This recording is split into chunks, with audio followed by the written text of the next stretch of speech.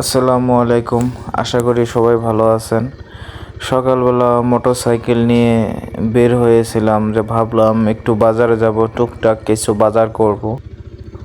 বাজারে যাওয়ার আগে আমার প্রজেক্ট থেকে একটু ঘুরে না গেলে শান্তি লাগতেছিল না, তাই একটু বাইক নিয়ে চলে আসলাম প্রজেক্টের দিকে।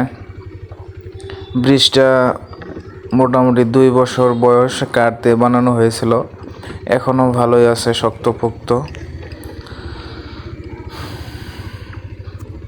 আমার প্রজেক্টের রাস্তা পৌরসভার রাস্তা হলেও এখনও এটা পাকা রাস্তা হয় নাই, ইনশাল্লাহ খুব দ্রুত হয়ে যাবে। এই পুকুরটাতে তেলাপিয়া মাছ 20,000 আর বাংলা মাছ দিয়েছিলাম 20,000। বাংলা মাছের মধ্যে ছিল রুই, মৃগেল, সরপুঁটি, আপনারা সবাই জানেন। নার্সারি পুকুর বেদায় আমি পুরো পুকুরটা নেট দিয়ে ঢেকে দিয়েছি। সকালবেলা প্রচুর বক আসে এবং মাছরাঙা সারাদিনই মাছ খায়।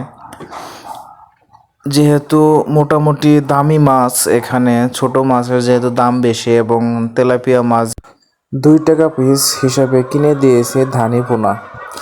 যাই হোক, এই পাশে মুমিনুর মুরগিকে খাবার দিচ্ছে, পানি দিচ্ছে, আর সেচ দেওয়া হচ্ছে পুকুরে।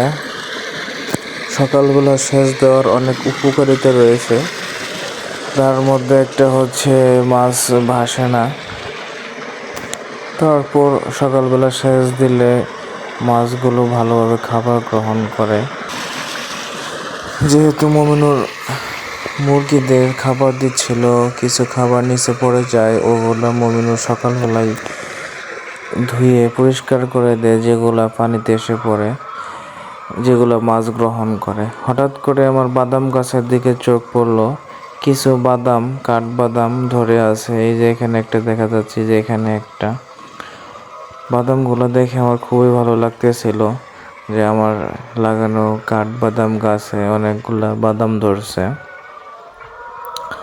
তারপরে এই পাশে কয়েক কাঁদি কলা ধরে আছে।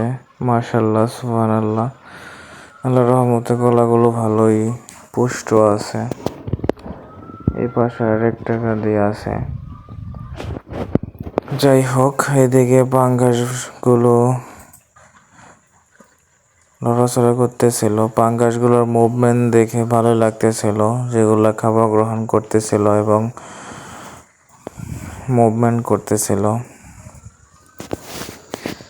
সর্বোপরি মাশাআল্লাহ, আলহামদুলিল্লাহ, আজকের পুকুরের পাড়ের পরিবেশটা সব মিলিয়ে অনেক সুন্দর, তাই আপনাদের সাথে একটু শেয়ার করলাম। ধন্যবাদ সবাইকে।